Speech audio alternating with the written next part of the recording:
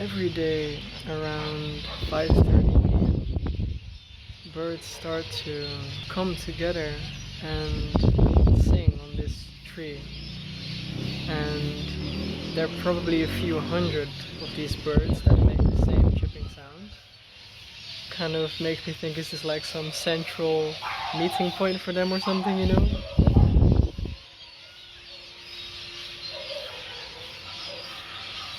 Is this their orchestra? Is this their karaoke place?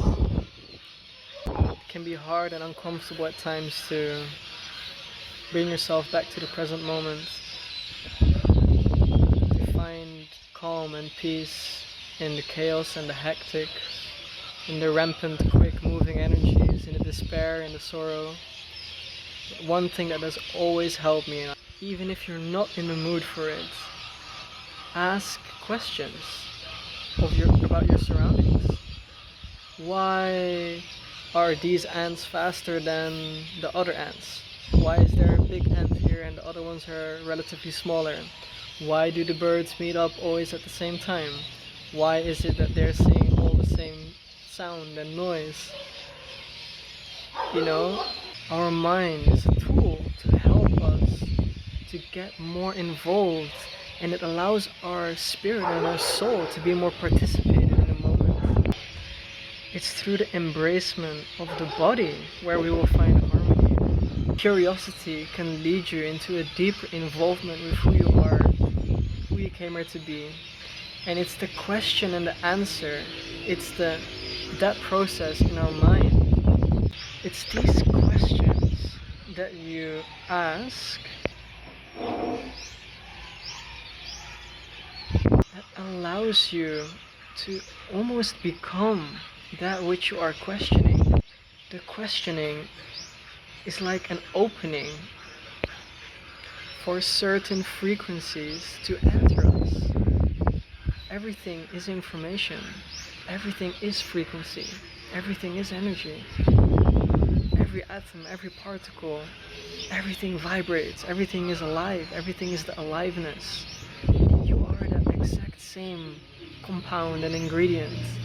So the more you question things, the more you open up to the possibility of becoming that which you are questioning, and being so immersed and involved with that is that you are watching and you're feeling and you're experiencing, you're sensing, you're hearing.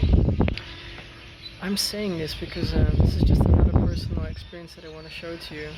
We have a little beach front here in the Philippines, and I usually go there to just be alone and, you know, swim and just be alone. And I laid down on the sand, and there were a lot of insects around me. And there's just something I find so incredibly fascinating about like tiny life, like little creatures that are living their own individual life. And I just started questioning, like, why are they moving so fast? What are they doing? Why are they building like this house, and how deep does it go?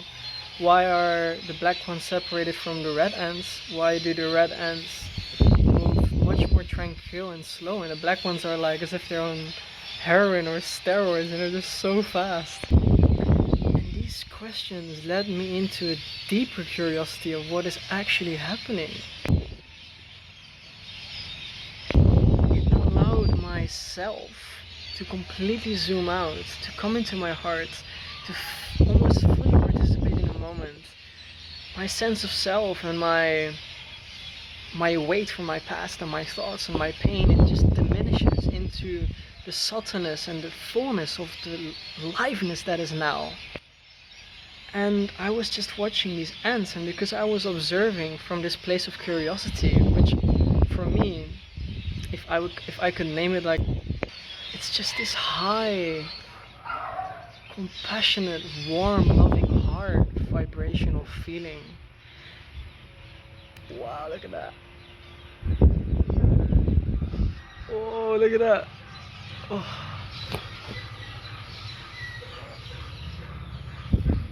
And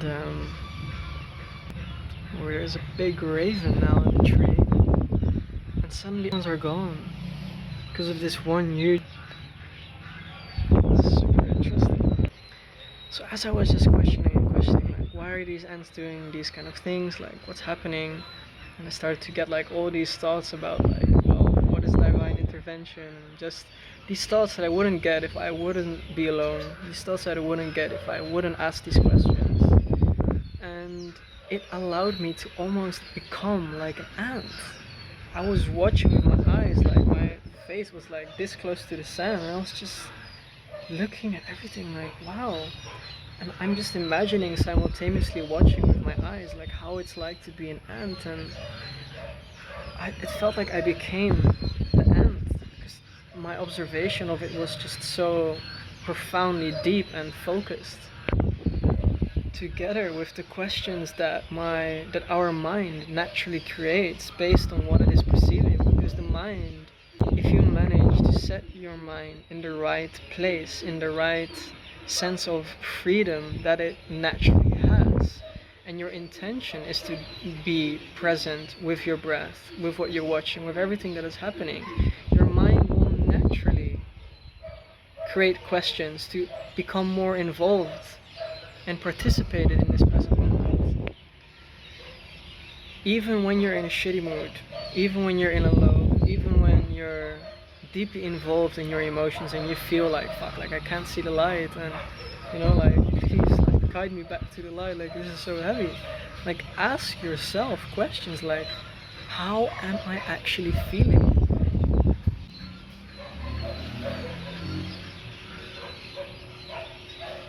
Because it's in this intention of inquiry where it's kind of like as if you have a mom or a father or a best friend, this person just asks you, how are you? And suddenly a part of you ignites, and it's like, I feel recognized and seen. This is a part of me that needed attention. Another person helped me and assisted me in this rough emotional turmoil that I'm possibly perhaps going through. And it shifts something, because it's then this curiosity that can enter, and it opens up the possibility for something new to flow through us. Life itself is continually flowing through us. Life itself is continuously in motion. Emotions are always moving, and it's supposed to be moving. We are an infinite ocean, yet there are these waves that can feel so, like, it can bring us in such a deep melancholic state and in a low vibration where everything that we can say, like, it comes from this low place, right? And we don't want to share that with other people, you know. And I feel like that's the whole part of becoming more emotionally intelligent, is to understand that when you are a very emotional person, that there isn't much truth in the moment, and that we have to be careful with the things that we say, you know? And especially to ourselves. And that's where self-awareness is so important, emotional awareness is so important. And the inquiry to understand that, okay, we are now in a low emotion, happiness is on its way. We came here to be taught by emotion, by that motion. I saw emotion as kind of like this, just this spiraling, continuous energy outside of time and space that I am part of and I'm connected to. And that energy is just continuously generated in my body. And it is my responsibility with this vehicle, this decision-making, incredibly complex vehicle of a body, to acknowledge these emotions in a certain way where we don't name them, we don't place projections, fuck, I don't know word, but our own opinion of what it is, you know, because it's actually our own personal story that we project onto our emotional energy that is in its motion. But because we add a story on top of it, supposedly,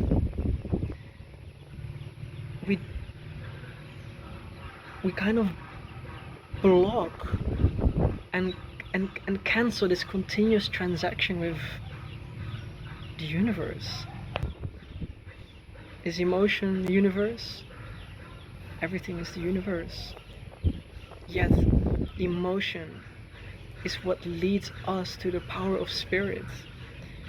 Because to be able to watch an emotion and not become overly involved with an emotion, there needs to be a certain amount of attention and focus in a moment. There needs to be a certain amount of involvement and participation with anything that you're doing. Might it be meditation, where you are observing things that are coming and going, maybe your breath, or simply being in a workshop, making, I don't know, like making a nuclear rocket, I don't know, or maybe it's just painting, playing your guitar and singing, or like beatboxing, like anything in a moment that just requires a certain amount of participation is by itself meditation, and it allows you to ride this distance that not many people dare to make from the mind to the heart, this 1.5 feet distance. So just to come back to the main topic that I was talking about, there is this technique which is to allow curiosity to be the main habit and vehicle to involve deeper in that which we are doing. Well, I'm a big advocate of the more that we study things, the more that we learn. I don't study well, just like reading books and theory, it just doesn't do me well. I learn a lot through the participation in the physical, and I learn a lot from studying people whilst being with them, for example. It gives me a good understanding of who I am, and that just works for me. So yeah, it's in the questions and in the question answer momentum, the question answer activity that our mind naturally it produces naturally. Questions and answers. These thoughts come from within our being, and they fade within our being. Emotions, feelings appear and fade within our own being. So again, work with the body as a vehicle to become more overly involved, to become more participated in this present moment, and allow these questions to drive you deeper in that which excites you, you are passionate about, or even you don't even know that you're passionate about it. For example, birds or ants. But you allow that to bring you back to the present moment when things are tough for you. Or you just want to be more peaceful. There's never too much peace, right? Ciao, ciao.